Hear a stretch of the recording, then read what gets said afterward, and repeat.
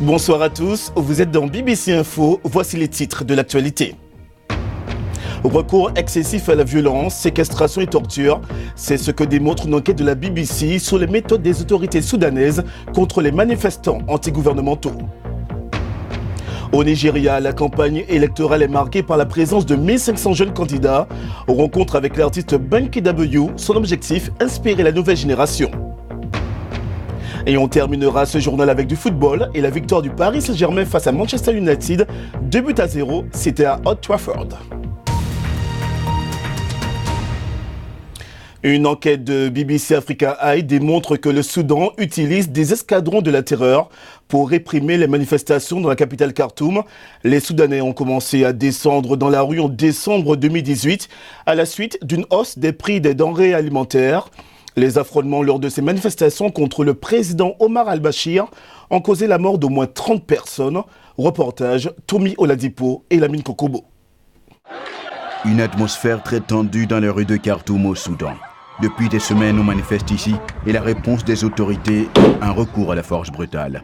Les caméras des télévisions sont interdites ici, mais c'est sans compter avec l'ingéniosité des manifestants. Menus de leurs caméras, ils manifestent, mais aussi ils filment les échauffourées. L'équipe de BBC Africa Eye a examiné de près des centaines de vidéos publiées directement sur les réseaux sociaux par les manifestants. Sur ces vidéos, des escadrons de police, de l'armée et des agents de sécurité en tenue civile. En pick-up, ils foncent sur la foule, trop radical si l'intention est juste de disperser. Et voici un individu ciblé par les forces de sécurité, des agents présents dans la rue bien entendu, mais quelquefois visiteurs à domicile. Selon les témoins qui se sont confiés à la BBC, certains manifestants, après avoir été tabassés, ont fini dans des centres de détention secrets où ils ont été torturés. Des rescapés ont décrit à la BBC le calvaire qu'ils ont enduré dans ce local près du terminal de bus de Shendi à Khartoum. Selon les témoins, l'un des bâtiments dans ce centre est meublé de cellules de détention artificiellement refroidies à l'extrême, le froid étant utilisé comme instrument de torture. Le réfrigérateur, c'est le nom que des activistes ont donné au bâtiment. Une victime sous couvert de l'anonymat témoin. J'avais peur de mourir, dit-il. Dans ce coin, froid glacial et solitude, ils m'ont tellement bastonné que je me suis dit, c'est fini. Je n'avais jamais eu autant froid. S'ils m'avaient gardé jusqu'au matin, je serais mort. Le réfrigérateur n'est pas un nouveau concept de supplice au Soudan. Un dissident a déclaré à la BBC que déjà en 2009, il avait été supplicié au réfrigérateur. En tout cas, les activistes qui ont séjourné là-bas racontent avoir été bastonnés, privés de sommeil et contraints à assumer des positions de stress. Un porte-parole du gouvernement dit qu'il n'y a pas de centre de détention secret au Soudan. La loi soudanaise interdit la torture, dit le porte-parole qui ajoute que les manifestations étaient non autorisées, que des manifestants étaient armés et qu'ils ont ainsi obligé les forces de l'ordre à la légitime défense. Les manifestations se sont répandues à travers le pays, une vraie menace au régime d'Omar al-Bashir. Dans le passé, le régime avait réussi à se conserver grâce à des méthodes consistant à tout étouffer. Mais depuis des décennies, le Soudan n'avait jamais été le théâtre d'une si grande indignation des masses. Les méthodes qui ont marché hier peuvent-elles se révéler efficaces aujourd'hui? Il faut dire que rien n'est moins sûr. Au Sénégal, après les heurts qui ont posé lundi les partisans d'Issa Sall, candidat du parti de l'unité et du rassemblement, à ceux du président sortant Macky Sall à Tambacounda dans l'est du pays, 3 personnes ont été tuées, on vous le disait hier. Hier soir, le président Macky Sall a lancé un appel au calme. J'ai dit aux jeunes de mon camp de ne surtout pas participer à des actes de violence. Et je demande aux jeunes qui ne sont pas dans notre camp de ne pas être violents, parce que nous sommes une famille. Et n'oubliez pas, chaque détail de la campagne électorale sénégalaise est à suivre sur notre site internet, également disponible sur mobile. Vous y trouverez notamment le profil des 5 candidats ainsi que tous les développements. BBC.com Afrique sur mobile, c'est toute l'actualité dans votre poche. Au Nigeria, au moins 15 personnes sont décédées selon un bilan encore provisoire au cours d'une violente bousculade. L'incident a eu lieu à la fin des meetings du président sortant Muhammadu Buhari à Port Harcourt, dans le sud-est du pays, alors qu'une partie de la foule a voulu sortir précipitamment du stade.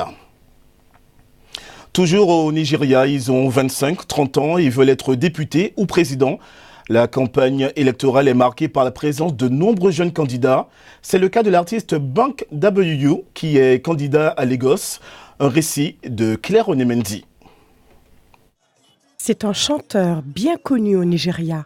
Banky W ne connaît peut-être pas grand-chose à la politique, mais il sait comment s'adresser aux jeunes. À 37 ans, c'est un nouveau visage comparé à de nombreux politiciens nigérians. Il espère que sa candidature aux prochaines élections permettra aux jeunes de s'intéresser à la politique.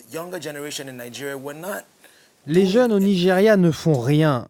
Nous parlons beaucoup, mais nous ne faisons rien. Ce que nous ayons de faire, c'est d'inspirer notre génération, de l'impliquer à nouveau, de l'inciter à participer, à jouer notre rôle dans le changement de l'histoire pour un meilleur Nigeria. Son message est populaire parmi de nombreux jeunes Nigérians. Ils en ont assez de l'incapacité des classes dirigeantes à faire face à leurs problèmes. C'est un candidat qui incarne le changement. Je l'aime vraiment beaucoup, c'est quelqu'un de bien. J'adore sa musique et sa façon de faire. Il va gagner. C'est un gars très simple. On l'aime tous. Nous voulons qu'il nous gouverne. À l'approche de l'élection, un groupe de musiciens politiquement engagés s'est également fait connaître. Ils ne chantent pas pour vendre des disques, ni pour remplir des salles de concert, mais bien pour remplir les bureaux de vote de jeunes. L'avenir du Nigeria est entre les mains des jeunes.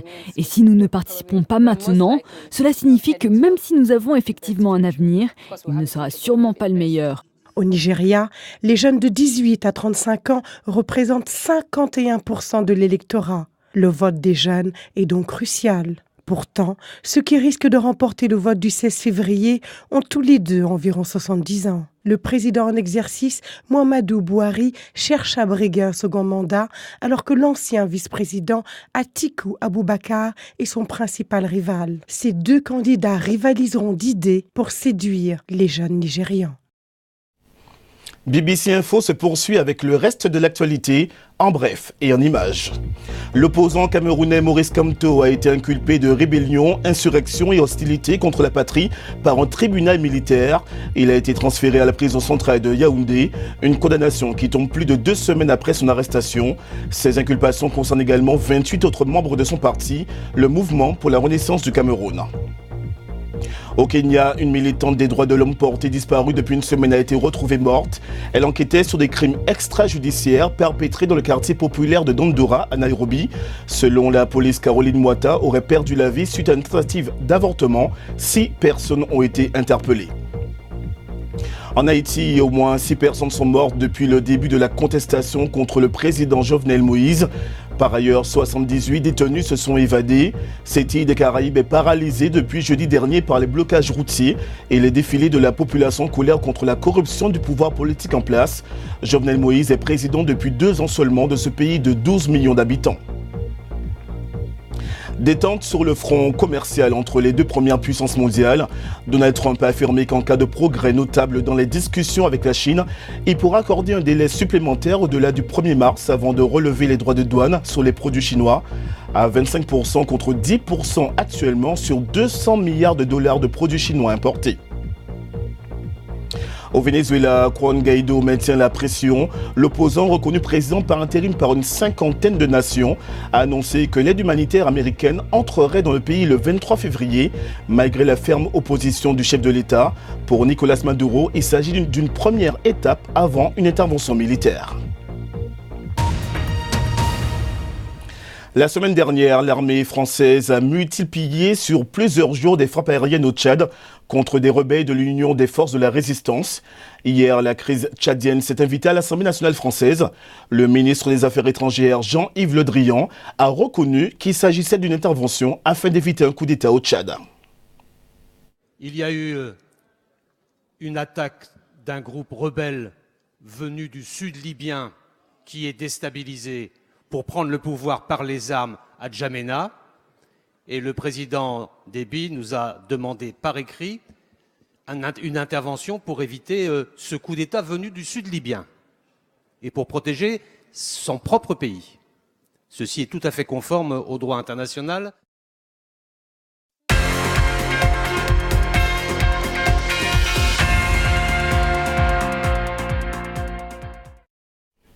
Le sport avec vous, Emmanuel Coste. Bonsoir Emmanuel. Bonsoir. Ce mardi à Niamey, demi-finale de la CAN des moins de 20 ans. Le premier match oppose le Mali et le Nigeria. Quel est le score à la mi-temps ? Eh bien, le score était toujours de 0-0 entre Maliens et Nigérians dans cette première demi-finale disputée donc à Niamey. Les deux équipes sont déjà qualifiées d'ores et déjà, je vous le rappelle, pour la Coupe du Monde de cette catégorie d'âge qui aura lieu au printemps prochain en Pologne, tout comme les Sud-Africains et les Sénégalais qui s'affronteront lors de la deuxième demi-finale. Le Sénégal qui a fait très grosse impression lors du premier tour en remportant ces 3 matchs, 9 points au compteur. L'Afrique du Sud ne part pas favorite, loin de là, Nicolas, dans cette deuxième demi-finale. Donc pour l'heure, 0-0 entre le Mali et le Nigeria. Et en Europe, l'actualité du foot est dominée par les 8e de finale aller de la Ligue des Champions.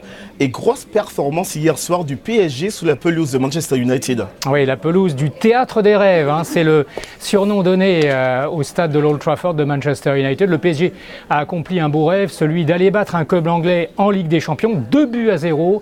Kimpembe à la 53e minute sur un corner tiré de la droite par Di Maria.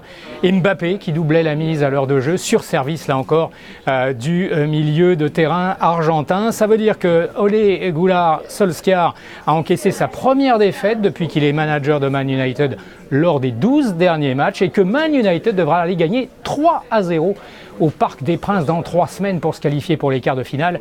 Inutile de dire que ce n'est pas facile, c'est le moins qu'on puisse dire. Dans l'autre match disputé hier, l'AS Rome a battu le FC Porto 2-1, doublé de Zaniolo pour les Romains contre un but de Lopez pour Porto, 3 buts inscrits dans les 20 dernières minutes du match. Là, le FC Porto est quand même en ballottage, disons, légèrement favorable, avec une victoire qu'il devra gagner 1-0, donc à l'aller, au retour, mais à domicile. Donc c'est quand même plus facile que pour Man United. Ce soir, les Spurs de Tottenham entrent en lice à leur tour, toujours en Ligue des Champions, 20h GMT, et ils reçoivent le Borussia Dortmund, dont fait partie un certain Jadon Sancho. Alors, Jadon Sancho, c'est un jeune Anglais qui n'a pas hésité à s'expatrier et qui joue régulièrement en Allemagne. C'est sa récompense et qui va aller défier Sancho, certains de ses compatriotes qui, eux, ont préféré rester au pays. Ce soir toujours, le Real Madrid reçoit le champion d'Europe en titre. Le Real Madrid reçoit l'Ajax d'Amsterdam. Une bien belle performance en vue, bien sûr, et également une très belle affiche entre deux anciens champions d'Europe. Le Real est d'ailleurs champion d'Europe en titre.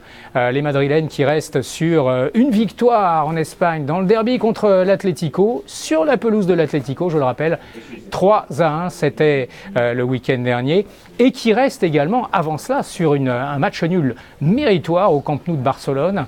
C'était contre le FC Barcelone, donc en demi-finale allée de la Coupe d'Espagne, un autre classico sur le score de 1-1. On l'aura compris, le Real Madrid est favori face à l'Ajax. Et puis la NBA, la balle au panier, le basketball, LeBron James, 28 points hier soir pour les Lakers, 16 passes décisives, 11 rebonds, oui, mais ça n'a pas suffi, car les Lakers se sont quand même inclinés dans la salle d'Atlanta, Nicolas.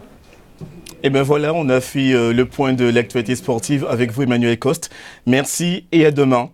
Et enfin, cette histoire insolite aux États-Unis, un homme est entré par effraction dans une maison abandonnée pour fumer du cannabis et il s'est retrouvé nez à nez avec un grand tigre à l'intérieur de la maison, un tigre enfermé dans une cage étroite. L'homme a signalé la découverte à la police de Houston, mais les policiers ont eu du mal à le croire. Ils ont d'abord pensé qu'il était en train d'halluciner. Une enquête a été ouverte pour savoir comment ce tigre était arrivé jusque-là. Continuez à vous informer sur notre site internet. Toute l'actualité africaine, internationale et sportive, disponible sur PC et sur téléphone portable. Vivez l'info avec bbcafrique.com. C'est la fin de ce journal. Toute l'équipe de BBC Afrique se joint à moi pour vous remercier de votre fidélité. Merci à nos téléspectateurs qui nous regardent en RDC sur Wantachi TV. Bonne soirée à tous et à demain.